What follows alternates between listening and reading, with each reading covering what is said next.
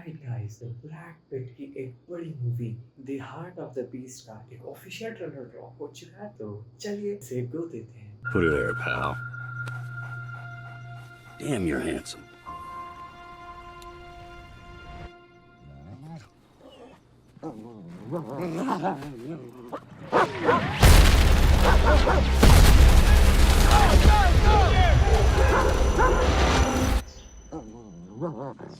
It's okay. Come on. Just a bad dream. We're not there anymore. You are the first person I've ever seen this far out. What kind of line of work are you in, James? Army Special Forces retired. Hey, did I notice some silver in your dog's mouth?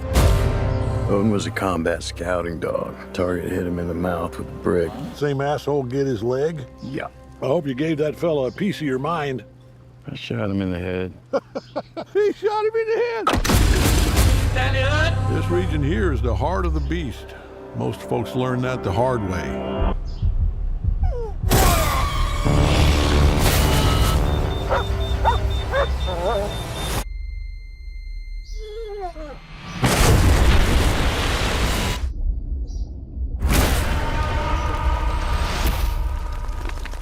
Good job, buddy. We're just gonna have to do this the hard way. Sally up, I bring Sally down. Last done shot, gotta tell the brown. Bring Sally up, I bring Sally down. Last done shot, gotta tell the brown. You can do it. I got you. Easy, fella.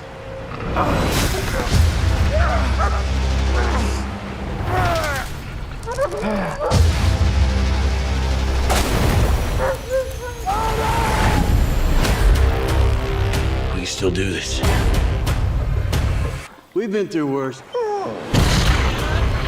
It's not the size of the dog in the fight that matters. It's the size of the fight in the dog. No, you did not.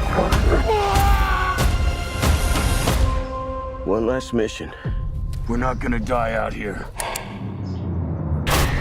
Buddy, I got you.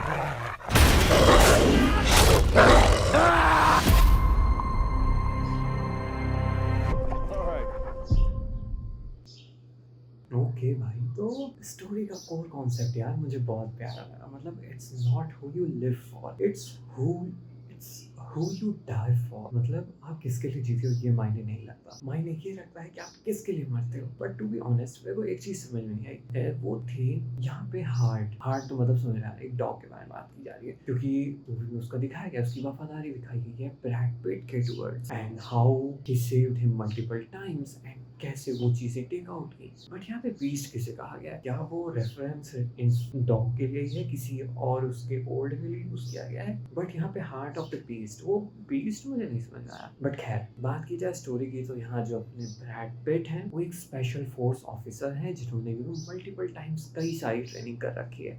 लेकिन भाई इस बार उनका सामना हुआ है सबसे बड़े villain nature, जहाँ पे हमें दिखाया गया कि वो एक प्लेन से जा रहे थे, बट ड्यू टू समथिंग उनका प्लेन एक क्रैश लैंडिंग में हो गया, जिसमें उनके कॉम्बैट डॉग ने उसे तो बचा लिया, बट अब वो दोनों फंस चुके हैं एक जंगल में। एंड मेरे को एक चीज बोलनी है, इस ट्रेलर से मैं काइंड ऑफ ऑफेंड हुआ हूँ एज अ मार्वल फैन, क्योंकि यहाँ पे जो ये कॉम्बैट डॉग था इसका नाम रखा गया है ओडिन। जैक नहीं रख सकते थे या कुछ ऐसा। टू बी ऑनेस्ट, अगर आप एक पेट ओनर हो, स्पेशली डॉग, भाई ये मूवी वो बॉन्ड को क्या तगड़े से पोर्ट्रे करते हैं। क्योंकि आप देखो पूरी फिल्म का सेंटर में सिर्फ दो लोग हैं, वो भी लोग नहीं, ब्रैड पिट एंड उनके अलोंग साइड में एक डॉग है बस। तो जस्ट इमेजिन ये मूवी सिर्फ दो लोगों में सेंटर करके बनाई गई है। मतलब काइंड ऑफ आप कह सकते हो ये सर्वाइवल पे बेस्ड होने वाली है, but on top of that इसका कोर मैसेज कुछ उस टाइप का होने वाला है, शायद वफादारी से रिलेटेड या हु यू डाई फॉर से रिलेटेड। क्योंकि क्या पता एंडिंग में इसके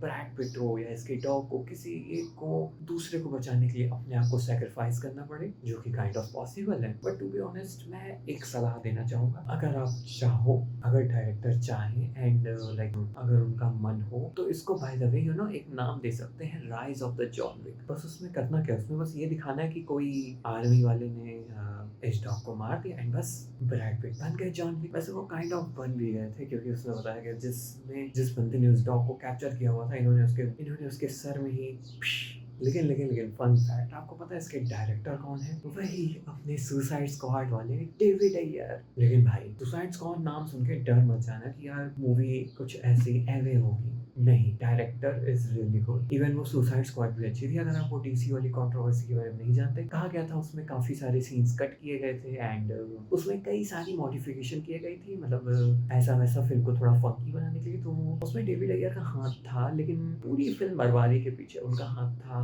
ये काइंड ऑफ नहीं कह सकते, क्योंकि मूवी पे काफी कंट्रोवर्सी हुई थी। हालांकि ये सही है कि मूवी मोस्ट हेटेड थी उस समय की। मैंने इन्होंने इसके अलावा और भी कई सारी मूवी बनाई है, like the bee keeper, the फरी, द एंड ऑफ वॉच। तो आप कह सकते हो he is really a good director. इनका काम एक्चुअली दिखता है, तो I am really excited for this one भाई। मतलब ठीक है देख लूंगा, बट क्योंकि एक सर्वाइवल फिल्म है और मुझे to be honest survival film हो गए, सर्वाइवल टाइप के गेम्स हो गए, मुझे बहुत पसंद आता है। एंड ब्रैड पिट भी है, तो मैं काइंड ऑफ मूवी देखूंगा, बट स्टिल भाई I am gonna watch this one, क्योंकि मुझे सर्वाइवल टाइप्स की मूवी बहुत पसंद है। एंड वैसे भी अगर आप ट्रेलर की ओवरऑल वाइब के बारे में देखोगे तो ये थोड़ा 1970s और वो जो नहीं था अ डॉग्स पर्पस, उन दोनों का काइंड ऑफ मिक्सअप लग रहा है कि हाँ दोनों को मिक्सअप करके कुछ नया बनाने की कोशिश की गई है। And by the way another fun fact, क्योंकि मैंने आपको डेविड अय्यर के बारे में बताया, तो इसका कैसे छोड़ सकता हूँ मैं, इस मूवी में जेके साइमंस भी है इस मूवी में। अगर आप उनको नहीं जानते, वैसे जानते होंगे, विप्लैश थे वो भाई। तो टू बी ऑनेस्ट काफी बड़ी